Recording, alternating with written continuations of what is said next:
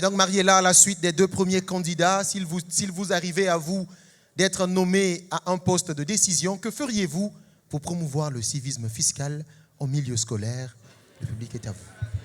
Merci, monsieur le modérateur.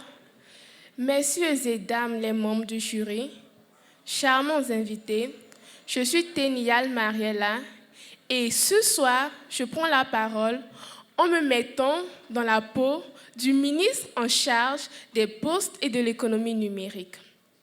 Avant d'aller plus loin en proposant des approches de solutions pour remédier aux problèmes de l'incivilité numérique, permettez-moi de définir le civisme numérique comme étant l'ensemble de comportements, d'éthique et de bienséance à avoir une fois sur le numérique.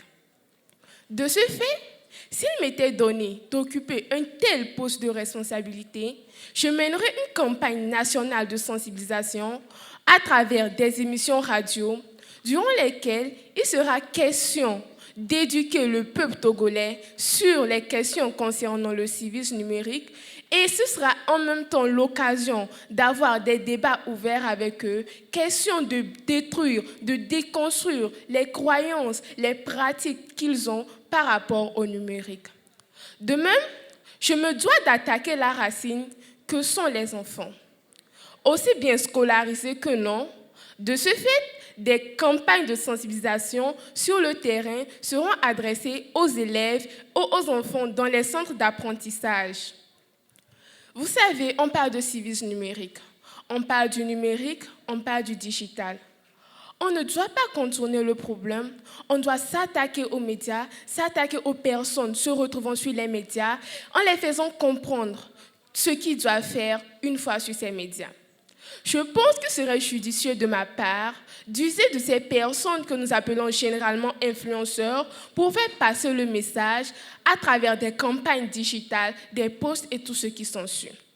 Je ne saurais mener des actions dans le cadre de la promotion du civisme numérique sans promouvoir de telles compétitions de slam, de poésie, d'art oratoire, de débat, bref, tout ce qui aura à amener les jeunes, tout ce qui aura à amener la population à dégager leurs pensées, à dire ce qu'ils pensent du fait. Question de pouvoir trier le bien et le mal. En collaboration avec le ministère en charge de l'éducation primaire, au secondaire, de l'éducation technique et de l'artisanat, nous réfléchirons à mettre sur pied un programme au primaire dès la base pour que les élèves aient déjà une notion sur le civisme numérique.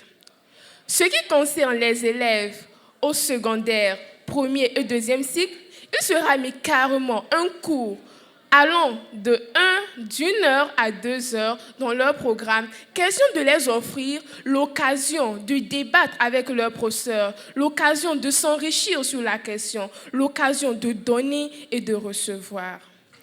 Aussi, je pense qu'il serait un peu déplacé de ma part de mener toutes ces campagnes de sensibilisation sans aller vers les premiers responsables de ces enfants que sont vous les parents. De ce fait, il sera question de vous faire prendre conscience que vous avez un devoir. Pardon de m'éterniser, mais le sujet est tellement important, le sujet nous concerne tellement qu'il faudrait qu'on mette en place tout un programme de vie. Et je n'en fais pas autant. Donc je disais tantôt que...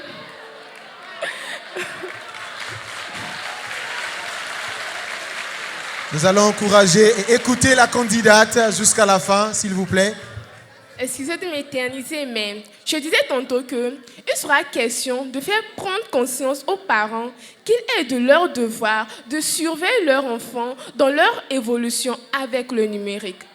Par exemple, nous pourrons faire savoir aux parents qu'il y a des sites qui les permettent d'interdire l'accès de leurs enfants à des sites de plus de 18 ans. Ou encore qu'avec des applications telles que Family Link, ils peuvent savoir le nombre d'heures que leurs enfants passent sur les réseaux sociaux, les applications que les enfants téléchargent. Question de savoir ce que les enfants font. Question de savoir comment les réorienter. Mesdames et messieurs, la question de l'incivilité numérique est réelle. Elle est tellement implantée dans notre société que bon nombre d'entre vous pensent qu'il est impossible de le relever. Mais permettez-moi de vous dire que les actions que j'aurai à mener ne vont peut-être pas avoir d'impact sur l'immédiat. C'est-à-dire qu'on ne verra peut-être pas de changement aujourd'hui. Alors, ensemble, prenons conscience de la gravité de la situation et posons les pierres vers un monde meilleur. Je vous remercie.